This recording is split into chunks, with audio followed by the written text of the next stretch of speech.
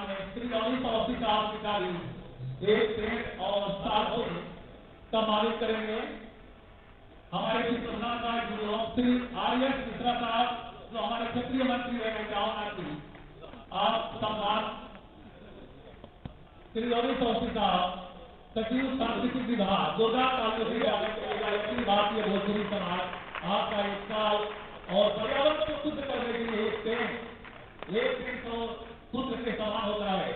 तो ये भोजपुरी समाज आपका स्वागत कर रहा है सर।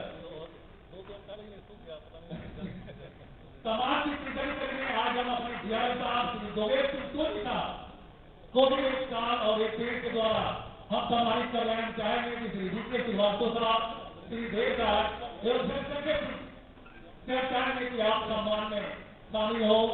हमारे डीआर साहब श्री जोगेश सिंह साहब का एक साल और के द्वारा ये पेड़ के द्वारा यह भारतीय भोजपुरी समाज